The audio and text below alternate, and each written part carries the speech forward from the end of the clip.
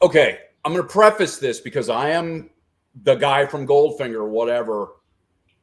I need to preface it by saying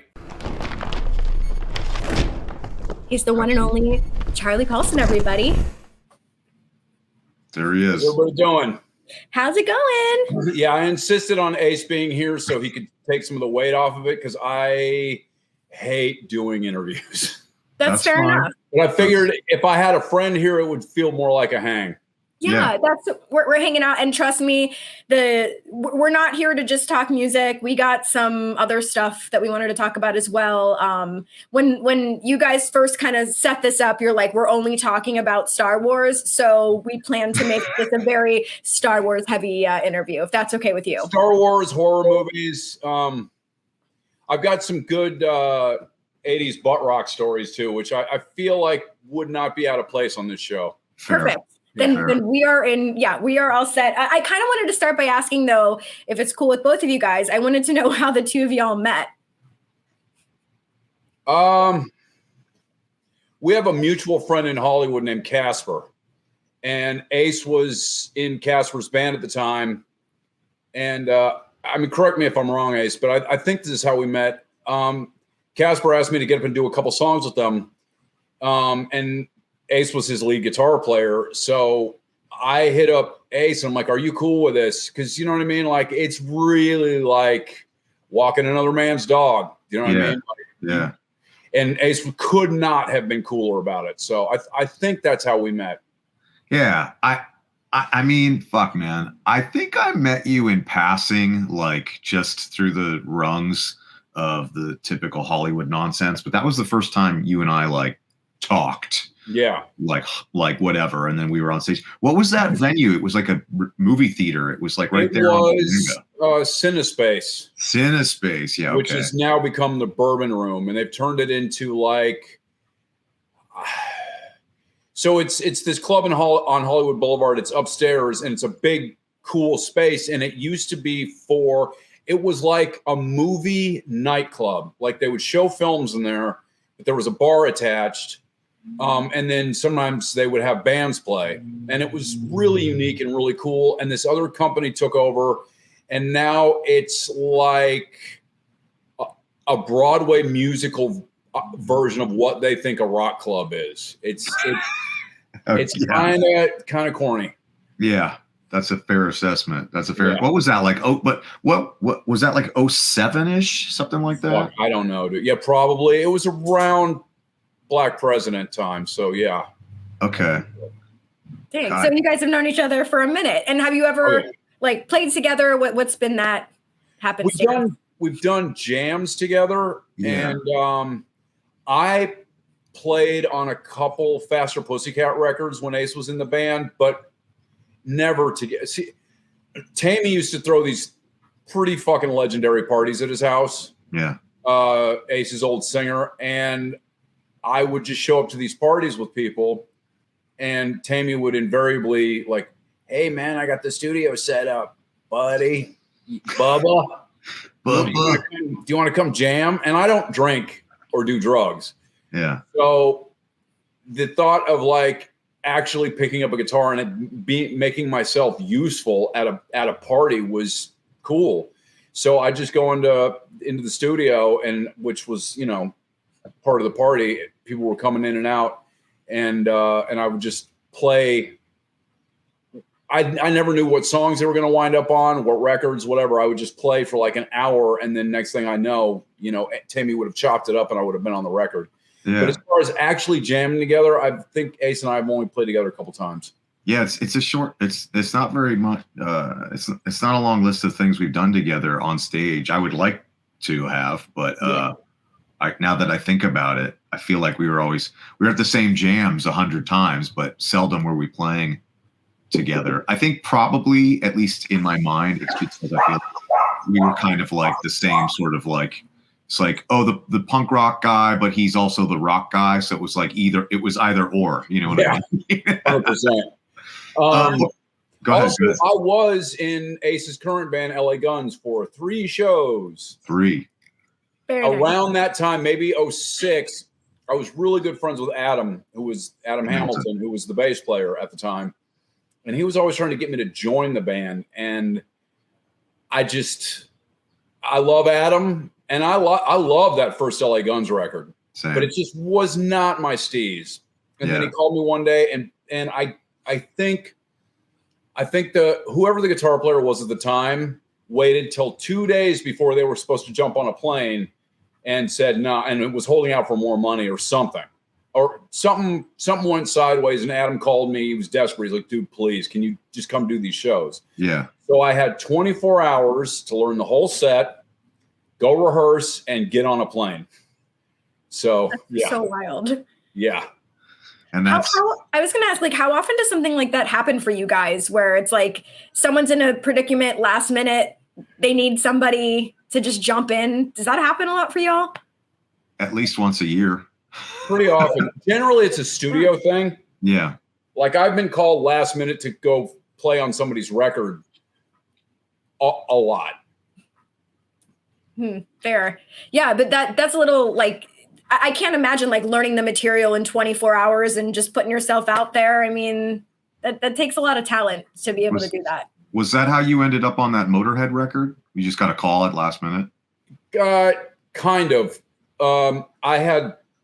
So Cameron Webb, who produced the last few MotorHead records, he was a fucking genius. Yeah. I had been called to do a record earlier, and I'm going to leave all names out, but essentially the band's manager and my manager for Black President were the same. Yeah. And he called me and he's like, dude, I need some help. What had happened was the band went in to rehearse for the record, and Cameron immediately said, this guitar it's going to take me a year to make this record with this guitar player. He can't fucking play. So they called me, and I went in and I did the record, did the whole thing in like a day and a half. So a couple of months later, I get a voicemail from Cameron saying, hey, Charlie, will you help me out on a MotorHead record? And that's all he said. And then I called him back as soon as I got it. I'm like, yes. What, you want me to play? Cool. If you want me to fucking sweep floors and make coffee for MotorHead, I'm fucking there. I'm in. Anything. So, and I didn't hear back from him for 2 days. And the whole time I'm like, the fuck? So what had happened was Phil's dad was ostensibly on his deathbed in Wales. So Phil had flown home to be with his father. And what they wanted from me originally was just to learn the songs from the new record and go to rehearsal just to basically play with Mickey and Lemmy to keep them fresh. Because as I quickly learned, they are easily distracted. So I learned a bunch of the songs. I went in to rehearsal, and they said, be here at noon. I got there at 11:30. I walk into the rehearsal room. There's fucking Mickey's huge double bass kick. And in rehearsal, they have a drum riser. They have the MotorHead backdrop in rehearsal, not even rehearsal for a tour, for the record. Yeah. So I walked in and I got fucking chills. Yeah. And again, they said, be here at noon. I got there at 11:30.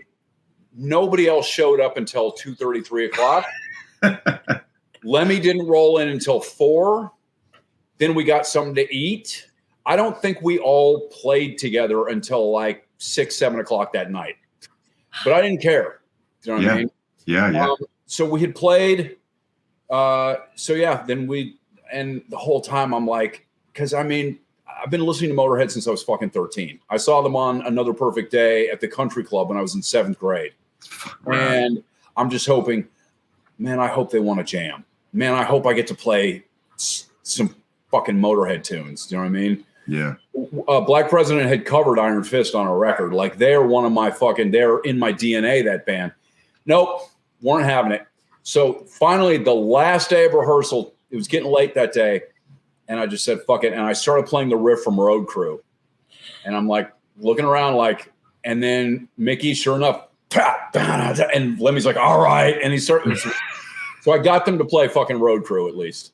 Oh and then what happened was is fucking Phil's dad,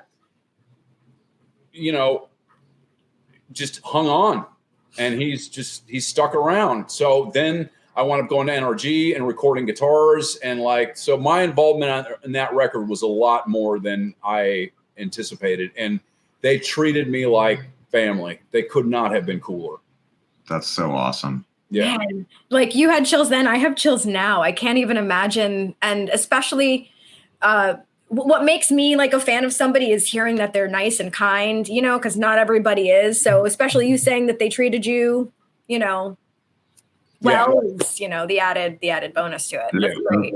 Those guys are great. Phil, I have a great story I'll say for another time, but Phil was like that with me, getting to hang at a event at one point. Just we bonded really over the dog rescue thing. Oh wow, okay. He's really into that as well, just like we are, Charlie. But so I didn't know because he's the only guy I didn't get to hang out with. Of course, no, while I was there, yeah. Super sweet guy. He actually asked me if I would take a selfie with him, and I was like, yeah, Phil from MotorHead, I would love to take a selfie with you. Yes. Which leads me to our next question, actually, coincidentally. I want to ask you, like, what is, speaking of Hollywood and everything, what does the Rainbow Bar and Grill mean to you? And then what is like one of your fondest memories of that location? Oh, fuck. To me, it's very similar to most of Hollywood, which is when I go there, like when I go to many fucking places, I have to sort of like channel the history of the place. And I've got a bunch of friends that work there. I know the owners. They're all really fucking cool people. And I mean, no disrespect, but it was at one point the peak of rock and roll culture. Do you know what I mean? John Lennon and John Belushi, you know, had their own room upstairs. Do you know what I mean? Like, in like 76 to 79, that parking lot was where everybody met to score drugs and find out where the party was that night. Or, you know, if X was playing at the Mask or if they were playing at the Starwood, do you know what I mean? Like, and then, you know, it's notorious for what it was in the 80s, but now it's kind of like a sports bar in Van Nuys. Do you know what I mean? It's like, it's just not the fucking, it doesn't have that same buzz, but I mean, it's fucking legendary. It's undeniable. And even still, when anybody comes to town for the first time, that is a must hit spot when I'm showing somebody around LA for sure. Do you know what I mean? As far as stories there, I mean, I got into a pretty fucking big brawl in the parking lot there before they turned the parking lot into a patio. And I've done shit in those bathrooms. Okay. Like I'm sure Ace has, like I'm sure a lot of guitar players have. Yeah. You know? So yeah, fucking and fighting. Cool. Yeah, I've only been once, and it was many moons ago. But I would have loved to have like seen it in its glory. You mentioned, you know, Belushi and isn't that like where the Hollywood Vampires were also like? Well, that was the original Vampires were Lennon, Belushi, Harry Nilsson, Keith Moon. You know what I mean? And if you go upstairs to the Rainbow, there's the upstairs sort of secret room. And then even above that, there's this thing called, what's it called? The Crow's Nest or the... Yeah, it's a loft. It's like this tiny little fucking loft with one booth. And that was their kingdom. That was their fucking headquarters. Yeah. You know what I mean? I mean, you think about just Lennon and Keith Moon and fucking, I mean, like, it's fucking insane. Do you know what I mean? And it's known for like Motley Crue and all that kind of shit. But like, you know, when the Pistols came through town, they hung out there, and Zeppelin and you know, the Clash notoriously got fucking so hammered. They fucking Mick and Joe threw up all over the place. Like that place is just, it's part of the DNA of the city. You know what I mean? Yeah. If I had a time machine, that's where I'd want to be, is like 100%. The peak of the rainbow. Yeah. That'd be amazing. Okay. So if it's all right with y'all, and I know, Ace, we had a couple more like music questions, but I think we should pivot. I know you mentioned, Charlie, when we kind of started this, you're fine talking about Star Wars horror movies. So do you have like a favorite horror movie franchise? What's like your go-to like horror movie that you'll just like pop on randomly? I have a funny thing with my favorite shit. Okay. I don't ever watch it or listen to it. Okay, that's fair. Because I'm 52. So at my age, all those things have been a massive part of my life, and they're sacred to me now, so I don't want to burn them out. Like, Straight Outta Compton is one of my favorite records, top 5 for sure. And I never listened to that. I never listened to Appetite for Destruction. I never listened to X Los Angeles because I don't. When I need them, when I want to go to them, I want them to still be special. So my favorite horror film is The Exorcist. The original, not the director's cut. The director's cut, they fucking ruined it. But to me, The Exorcist isn't just my favorite horror movie. It's my favorite film of all time. Wow. It is immaculate. It is perfect from beginning to end. The pacing, the acting, the writing, it's just fucking it. And now in the age of like Hereditary and fucking Midsummer and all that A24 fucking hipster horror bullshit, like I showed within the last year, I showed The Exorcist to somebody who was 28 and very much of the Scream A24 generation, and it fucked her up. She's like, why did she have to do that with the crucifix? Like it. So that movie is still powerful. And I mean, kind of to add to it, because I know, like you mentioned earlier, Ace, you guys are very passionate about rescue dogs. And I know, what's her name? Reagan, Linda Blair. Oh, yeah. That's her main passion now, too. Like when she does interviews or conventions, she won't talk as much about the movie as she will about, you know, her passion for rescue dogs. So y'all have that in common, too. She has a really great Linda's more of an acquaintance, but we got to do some time together through the convention circuit and talk a lot. And we actually flew. I have a great story where we flew together and she was like, we requested that I sit next to her, and she booted her assistant to sit in her seat and put her in mine. So we could talk about pit bulls and dog rescue. She has a great foundation called Linda Blair's World Heart Foundation. So if anyone's interested in checking that out, it's a great organization she's got in California. That's amazing. Oh, yeah, man. I got to do a movie with her once. Really? Really? I've done some acting, and the first movie I ever did was this not great movie directed by Wings Hauser. And I don't think you could find it anywhere, thank God. But it was called Skins, and I played a Nazi skinhead, of course. Okay. Almost all I ever play. And she was the love interest in this movie. Not for me, unfortunately. But yeah, we talked. I knew better than to bring up The Exorcist. So we did talk a lot about dogs. We also just talked a lot about like 70s Hollywood and that, you know, that because that was, you know, not only in music, but in films. You know, I mean, starting with like Easy Rider and the whole Nicholson Beatty, that whole era. So we got to talk a lot about that. But I will say on the last day, I told her my one Exorcist story, which was my parents went to see The Exorcist when I was 1 or 2 or whenever it came out. They went to see it and they got home from the movie, and my dad told my mom, I'm just going to run to the neighbor's house real quick. I need to probably get weed. And my mom was like, don't fucking leave me. He's like, I'll be right back. He didn't come back.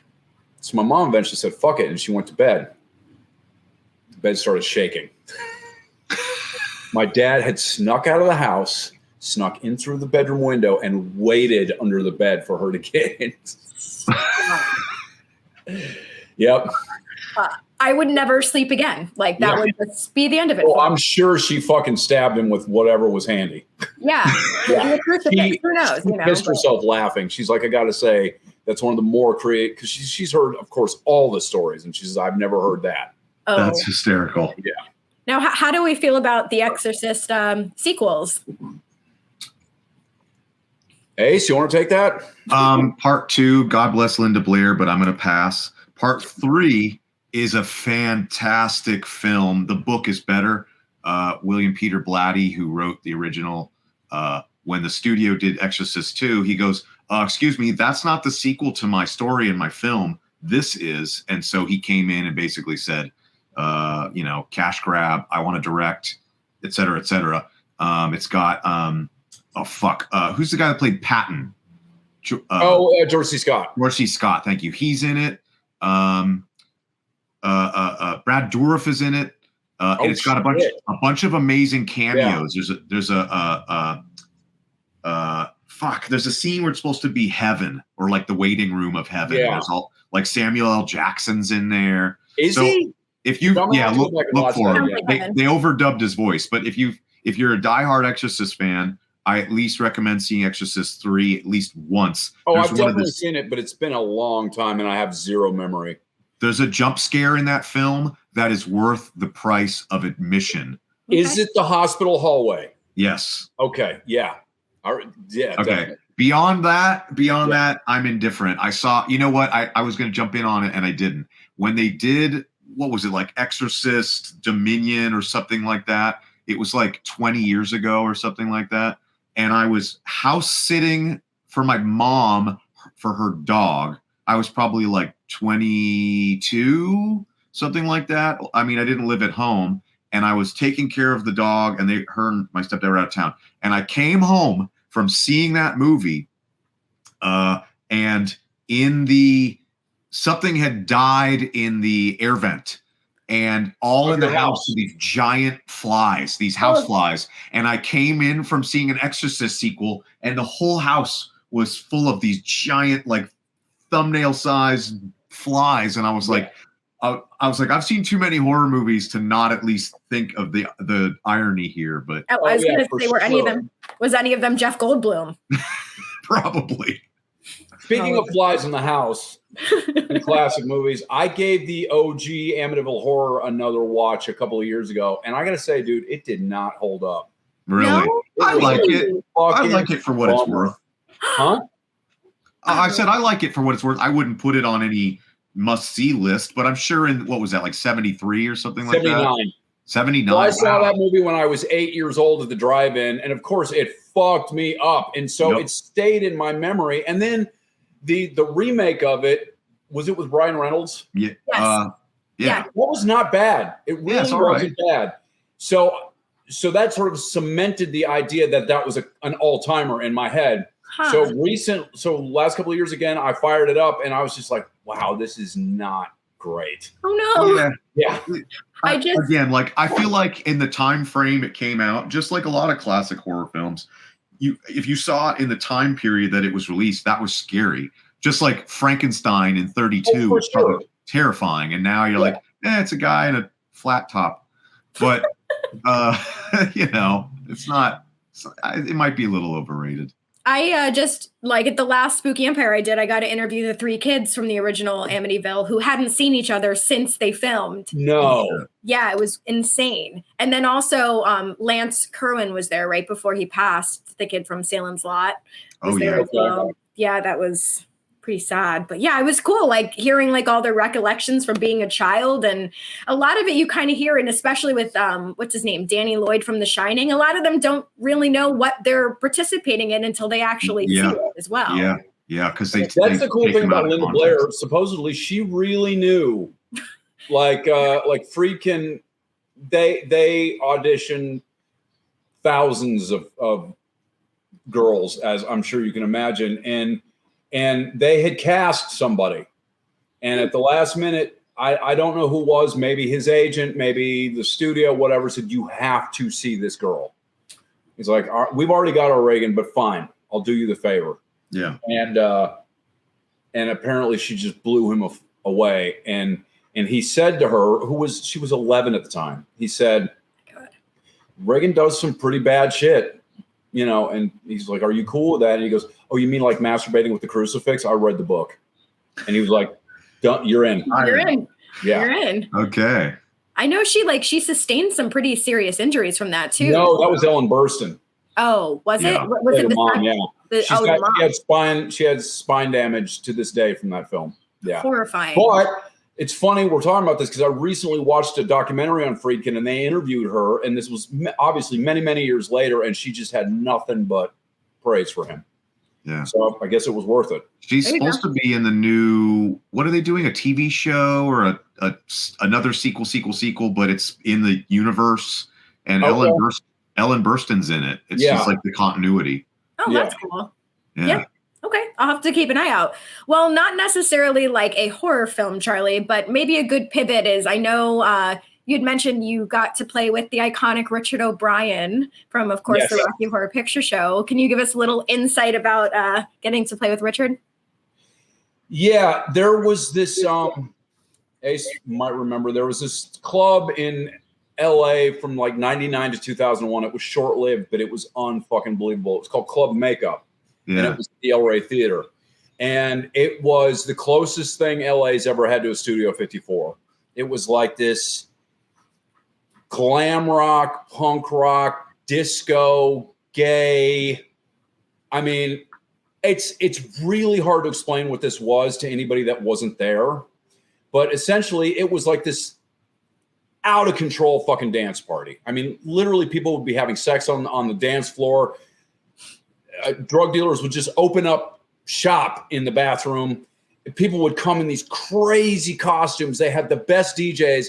And at midnight, I was in the band and we would take the stage and we would play like 8 songs and we would be backing up these world famous either drag queens or performance artists or, I mean, it was unfucking real.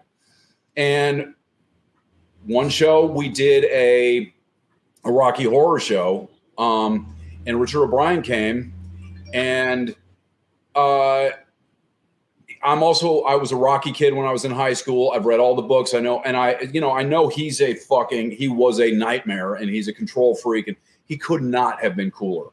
He made little suggestions here and there. He's like, you might, and I'm like, of course, Richard O'Brien, whatever you, yeah. And we did Time Warp. We did science fiction double feature. Yeah, he was just, I think Jane Wiedlin from the Go-Go's was on that show too. So it was definitely an all-timer for sure. My God. The project you had with a bunch of drag singers, you did that for a while, right? Yeah. Well, it was kind of an outgrowth of that. So that's what I figured. Yeah. Do you know this band? I think they're from Jersey. They're like a indie-ish kind of band called Passion Pit. No. I've heard of Passion Pit, sure. Okay. So they were coming to town and they had sold out 2 nights at the Fonda and then a night at Soma in San Diego. And they told the promoter, they said, we don't need a support act for ticket sales. We're already sold out. Can you find us a fun cover band?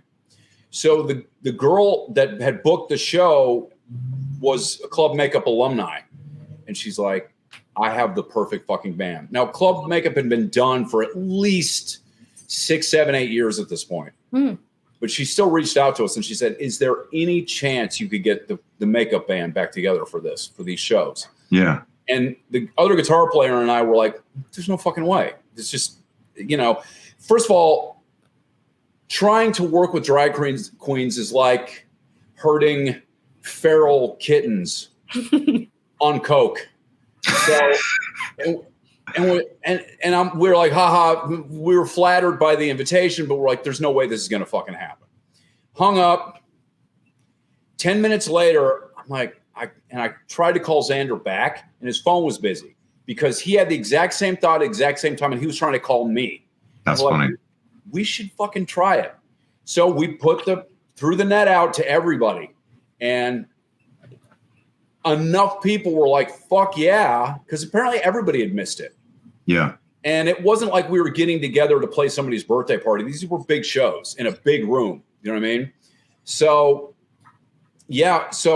But we couldn't call it the Club Makeup Band so I just came up with this name Transcontinental. That's it. Because I wanted trans and cunt in the name. We couldn't, that name would not fly in 2023, but at the time, so. I wish it would. What had happened was we did those 3 shows and we fucking killed it and we had a great time and Passion Pit loved us and everybody's like, when are the next shows? So we were like, fuck it. So we put this band together and we started doing it on a regular basis. And the way we sort of started was Steel Panther had a residency at the House of Blues at the time. And they were there every Sunday or whatever night it was, once a week, all through for like a year. Yeah. And then it kind of started to die off. Like, people were going back to school, whatever the fuck. People had seen the show enough. So House of Blues put us on to open for them. And the only contingency was, you know, they do a bunch of covers. We couldn't do any of the same songs they did. So we went, and then every time we played with them, those were the only nights that would sell out. So then Trans-K got bigger, and eventually they started giving us our own House of Blues shows. And what time frame was that? Props to Steel Panther, because they were totally fucking cool, totally supportive. Do you know what I mean? Yeah. Because also, like, we weren't stepping on their toes. We were doing this crazy theatrical, disgusting show, but it wasn't in their, you know what I mean? We weren't doing their thing. Yeah. We were basically playing heavy versions of top 40 songs like Gaga and Rihanna and all that stuff with drag queens. So the two things worked really well together. And eventually, you know, like a lot of our performers went on to be on RuPaul's Drag Race or Dragula, and Willem, Detox, Willem and Detox are like two of my favorite queens. Okay, yeah. Rayla Trey, Vicky Box, Alaska Thunderfuck. She's my favorite. Yeah. Yeah. That's my number one. And they all, I mean, their individual careers started to take off, so we really couldn't do it anymore. And I caught lightning in the bottle when I got that collection of singers together, because when it became obvious that they weren't going to be able to do it anymore, I went out and I went to every drag show in town, and I just couldn't find anybody that was up to their level. Do you know what I mean? So that's why it kind of died. What time frame was that? Because I caught one of those shows, and this is again, what, 12, 10, 15 years ago? Fuck, man, I don't know, dude. I can't remember. Time is a construct. Yeah, fair. A while ago, for sure. Yeah, I caught a Trans-K show at, I think, that House of Blues run with Steel Panther. So I feel, and I'm trying to think what time frame that would have been. I feel like that was like 08, 09, 10, 11? Probably. Okay, and I feel like that was around the time where either I barely knew you, I had just met you, or whatever. But I remember being like, oh, that's Charlie from Goldfinger. And you know, I think maybe we were just acquainted. And I know Kid Cadet wants to go on to some other stuff, but I do want to touch on one of the things that was in our notes here. I just wanted to ask you, because you're so entrenched in it, I wanted you to give me like a 3-minute synopsis. Soliloquy. What? Soliloquy. Soliloquy. A 3-minute soliloquy. And I am a pentameter. Yes. on your thoughts on Southern California punk rock. Oh, Jesus Christ. Yeah, come on, man. You're a big part of it. I want to hear your thoughts.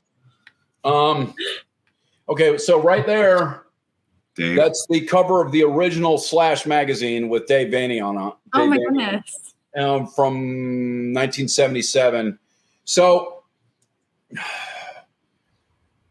okay, I'm going to preface this because I am the guy from Goldfinger or whatever. I need to preface it by saying I don't, and I have never thought Goldfinger was a punk rock band. Fair. I think we are a power pop band. We are a pop band with punk and ska and reggae influences. Yeah. You know what I mean? Agreed. So factor that into my appraisal of that. To me, Southern California punk rock was the original scene when it was X and the Screamers and the Weirdos and the original Zeros and the Germs and all that. The thing that was so beautiful about that was that none of those bands, the Go-Go's, none of them sounded anything alike. Correct. Alice Bag Band, they were all completely, the Germs sounded nothing like the Go-Go's, sounded nothing like the Weirdos. You know what I mean? They were all their own fucking thing. Yeah. Do you know what I mean? And then the Jerks and Black Flag came in, and they were a little bit more similar. Like they were both fast-paced, hardcore, and they were still fucking awesome.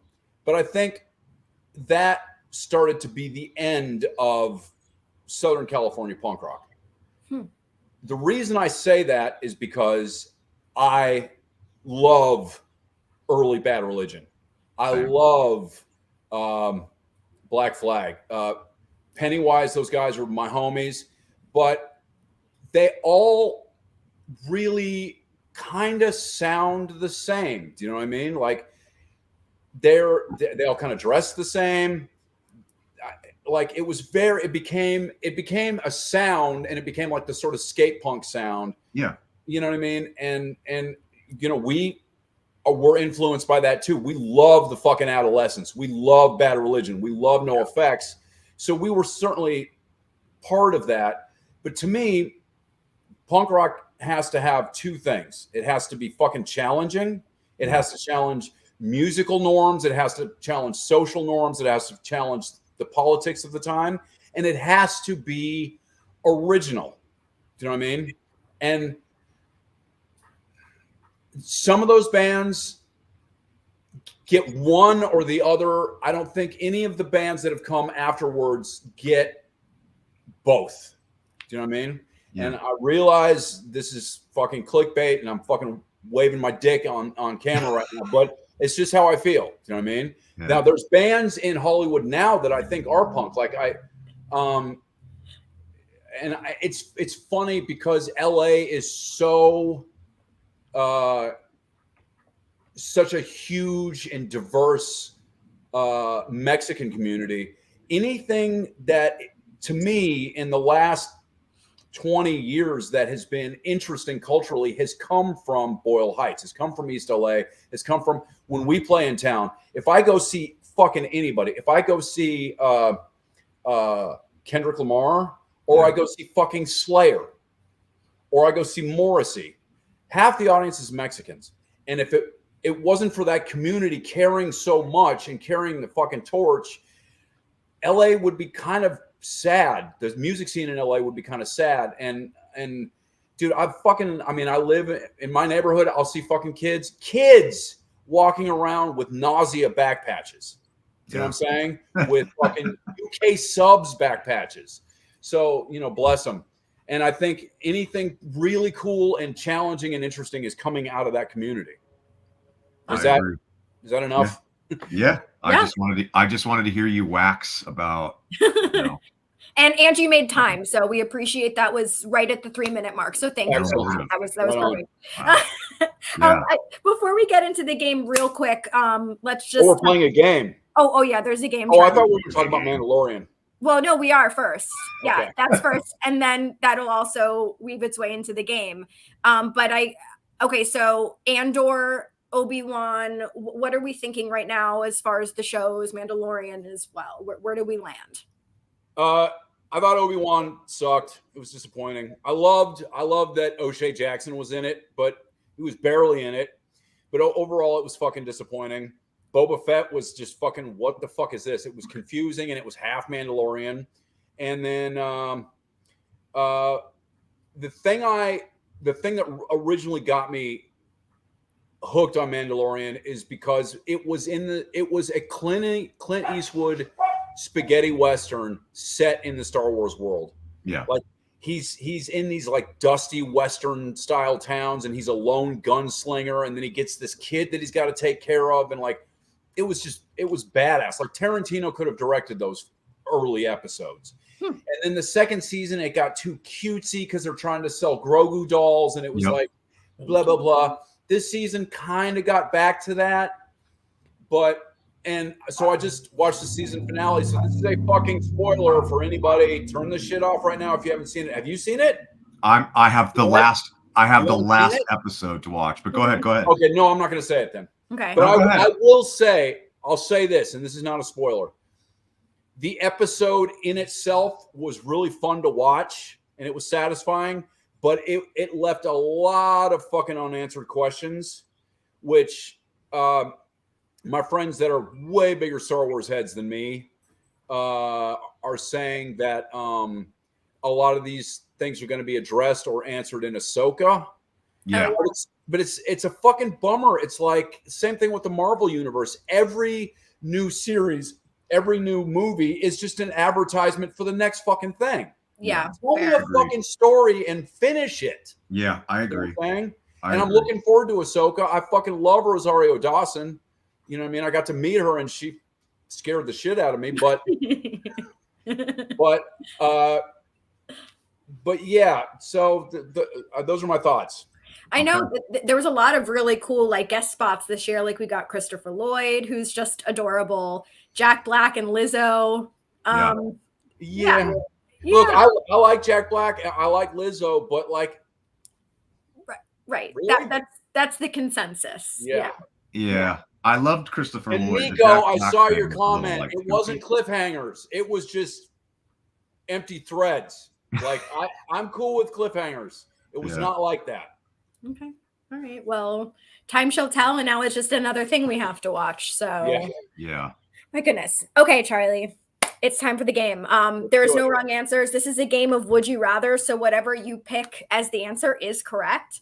And if you want to tell us why you picked something, that's great. And if not, that's totally fine too. So let's see. All right, let's bring up the first one. And I guess I'll read this first one. Okay. Charlie, would you rather be cast as a stormtrooper in an upcoming Star Wars film or do a Goldfinger video Hang on. as the Cantina Band? Pause for dogs. Pause for dramatic effect. If it was me, I would rather be the Cantina Band, but nobody's. I have my. Where's the fucking mailman is here, so the dogs are losing their shit. Oh, there's my Cantina guy. Okay, so you know what's funny about the Cantina Band? This is like the Cantina in Mos Eisley is the fucking hub of the sketchiest motherfuckers in the entire galaxy. Yeah. And the band is playing whimsical jazz. You know what I'm saying? Yeah. So, and the stormtroopers are just fucking punks, dude. They're like the Washington Generals, always losing forever to the Harlem Globetrotters. I guess the Cantina Band, because I already have the haircut. There you go. Oh my God. Yay, great choice. Okay. Ace, read the next one. Okay. So would you rather perform with the first band you saw live or perform with the first band whose album you first bought? Easy. The first band I saw live. The first band I saw live, I was 8 years old. I saw Kiss in 1979 on the Dynasty Tour. The first record I ever got was Boogie Shoes by Casey and the Sunshine Band. Now, I like them, but no, Kiss, 100%. Kiss over KC, got it. Also, I had a fucking weird dream about this once. I was backstage in my dream at like Dodger Stadium or something, and Kiss was about to play, and they, of course, could not find Ace. So they came to me, and they're like, we know you know most of these songs. Grab a guitar. We're going on. You're going to play. So I'm on stage with Kiss, and they're in their fucking costumes, and they're 8 feet tall, and I'm out there in my fucking Air Jordans and a cutoff T-shirt, looking like me, and I'm playing. And halfway through the fucking set, and again, dreams make no sense, but halfway through the set, I look around and I'm playing with Sly and the Family Stone. Okay. So that was that dream. Oh my God, I love it. All right. Okay, here's the next one. Would you rather have your next tattoo chosen by the members of Goldfinger or get matching tattoos with Ace? You know, it's funny. Feldy, my singer, just hit me up an hour ago, and he wanted to recommend Ace. I'm going to text you about this after we're done with this, because he wants somebody to fix his back tattoo. Okay. So he needs like a master color person, and I don't know who to go to anymore. But I'd get matching tattoos with Ace anyway. Same. Aww. So yeah. Aww. Okay. Yeah. I love it. Okay. All right. Ace, you want to read the next one? Sure. Okay. Would you rather go back in time and have a conversation with Randy Rhoads, or go back in time and have a conversation with Jimi motherfucking Hendrix? James Marshall Hendrix all day, every day. Same. Not only because he's more of an influence on me as a guitar player. And dude, all respect to Randy. He was a bad motherfucker. Absolutely. But Jimmy not only because of who he was as a guitar player, but what he meant culturally at that time. Like, I mean, he blew people's fucking minds. Do you know what I mean? Like a black dude in that time, in the age of civil rights, doing what he was doing. And he was so fucking chill. He was not, he did not have, I mean, if he had a chip on his shoulder, it came out in his playing, but not in his personality. Yeah. So Jimmy, all day. Great answer. Great answer. Okay. Here's the next one. Would you rather? Ooh. Remove R2-D2 from Star Wars lore or remove Chewbacca from Star Wars lore? R2, he's easy. Easy, huh? Probably because I'm an animal nut. You know what I mean? And I've had many dogs in my lifetime that have reminded me of Chewie. Like, yeah. Okay. Got it. It's not the droid you're looking for. I understand. You had that one locked and loaded. No, I didn't. I just, okay, whatever. All right, here's the next one.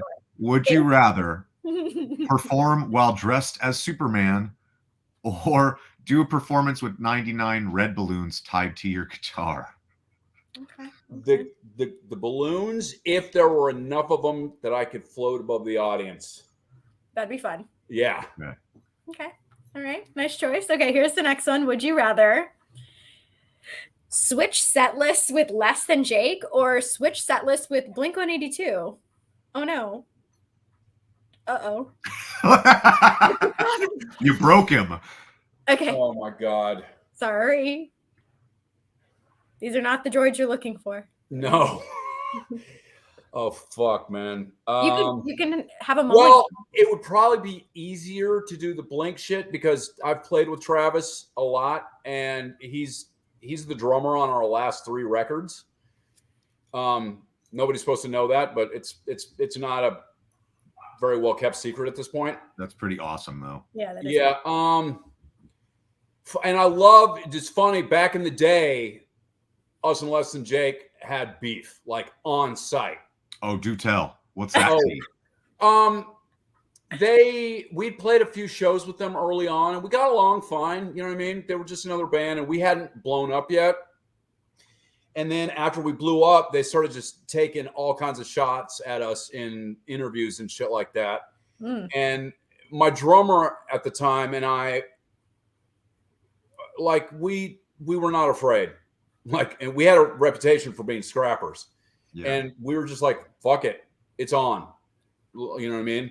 And somehow we didn't see him. We never fucking ran into him. Like, we'd be playing a festival with them and they'd be on one day, we'd be on the next. We were supposed to be on a flight with them once, and somehow that didn't happen. By the time we did see them again, like, it had been squashed. You know what I mean? Like, they essentially, because they were sort of the ones who started it. Chris, the singer, who, we've been doing this a long time. We'd all grown up somewhat. And Chris was like, dude, we were just fucking assholes. You know what I mean? Yeah. So, and since then we've toured with them a couple times, and we get along with those dudes better than anybody. So, so you notice how I didn't answer the question? That's fine. You don't have to. It's fine. It's a pass. It's a pass. Okay. The next one I feel like you can answer. Ace, go for it. Okay. We're going to get an answer. Would you rather adopt Wishbone or adopt Lassie? I'm going to say Lassie because I don't know who Wishbone is.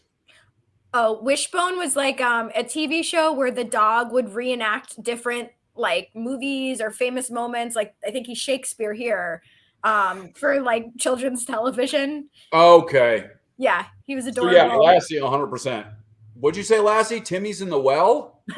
Yeah. All right, fair enough. All right, and here's the last one. I feel like we're gonna get a good answer for this one too. So here it is. Would you rather be a reverse merman or a reverse centaur? That picture's weird. My God. So you get to be a horse, but you don't get the horse's dick. No. Yeah. So you're just fucked. I'm gonna have to say a merman. Yeah. Just for that reason alone? Yeah. Also, I love scuba diving. So. Oh, okay. Fair enough. Okay, great. Lovely. All right. Well, you did great. You got them all right. Plus. You get an A plus. Yeah, you did amazing. Which one's the greatest actor of our time? Accurate. So accurate. Okay. So, well, on that note, Charlie, thank you so much. This has been so much fun. Thank you for having me on. Great to see you. Any like last final thoughts you want to leave us with here this fine Tuesday or Thursday? What day? It's Thursday. Ace, I'm sorry I missed your fucking show. That's all right. But for anybody that doesn't know, Ace just came through LA and tickets went like, you know what I mean? You would think the fucking Beatles were playing the Whiskey because, like, I've got friends to Whiskey and they're like, dude, you know what I mean? So, you know, Ace still fucking, you know, I think Ace just gets bigger and bigger and bigger and more successful the longer he's doing it, which is what is supposed to happen. And it could not happen to a cooler dude. So I'm very happy for you. Thank you, brother. I appreciate the kind words. Yeah. And I appreciate whenever Ace has like 30 seconds that he can join me for one of these because I didn't even bother to hit him up for tickets because this is ostensibly, even though he doesn't live here anymore, this is Ace's hometown.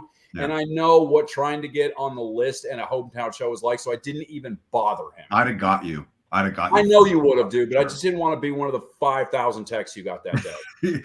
My favorite is looking, and it's like, blah, blah, blah. Can you get me +7? And I look, and the last time they asked for, I even talked to this person was the last time we had a show, or it was someone hit me up, and the last time I talked to him was 2019, and I was like, I haven't talked to you in 4 years, and now you want something? Yeah. Listen, Ace and I can give everybody a public service announcement right now. If you have a friend in a band, don't ask for tickets. Or if I have a friend that's coming through town, I'll ask for tickets for Ventura or San Diego or something like that, not LA proper. The fucking worst nightmare is, hey, you know, can I get 4 fucking tickets for your sold out show? Yeah. The day before the show. And then the day of the show, my favorite, and I know Ace knows what I'm talking about. Hey, what time should we get there? Hey, do you know what the parking's like? Hey, do you guys valid? I'm like, the most asinine fucking questions. And on a show day, that's the last thing. It's like, especially if you're playing your hometown, it's like being LeBron James in the NBA finals. Like, the last thing you're looking at is your fucking phone. Yeah. I'm so stressed out. Do you know what I mean? Yeah. So, like, if you have a friend in a band, buy a fucking ticket. Yeah. Be a grown up. Figure it out yourself. Okay. That is fair. Lesson learned. What's to live by? I did ask Ace for tickets for his last show, and now I feel bad about it. No, it's all probably where you live, though. That's fine. Yeah. Okay. If you ask in Hollywood, I'm not going to Orlando, Florida, or Providence, Rhode Island, or Manchester, England, or Duluth. Fucking Tokyo. No problem. No problem. Sheboygan, we got you. Oh, Sheboygan. Yes, that's so fun. Okay. Well, this has been such a joy. You guys are amazing. Thanks again. Thank you, Ace. You know how much you're good cadet. Ace is so good at this, and I wish he had more time to do this more. Oh, yeah. Some friends of mine, I did a couple podcasts recently, and they're like, hey, do you know anybody anybody else that would be good? Because one was a horror movie podcast, and then one was a punk rock podcast. And Ace, because he plays in rock and roll bands, a lot of people don't know his punk is deep. Do you know what I mean? So I'm like, so for both of those situations, 100%, both those situations, I'm like, you need to call my homie Ace. And I text Ace, he's like, dude, I've done 7,000 podcasts this month alone. No. In the last 5 days, I've gotten 3 inquiries. Like it's like every other day, someone's like, will you be on my show? And I'm like, I still have anything else to talk about, A, and B, like, I'm like, we're scraping the bottom of the barrel. Everybody's trying to get me to talk about whatever. You got to do the horror flicks and guitar picks podcast. I just did that. Cool. A couple weeks ago. I think it just shout out to those guys. And thank you for having me on so much. I hope this was all right for your viewers. Oh, this is great. This is great. I'm always happy to co-host with Kid Cadet anytime I have time, which is never variable. Just right never. On. Hey, next time you come to town, hit me up. We'll go to the Rainbow. Absolutely, brother. You got it. I'm coming too. Her too. You got to come to both of us if you can. Yay. I'm in. All right. Well, thank you guys so much, and we'll see you guys real soon. Be safe, everybody. Take care, everybody.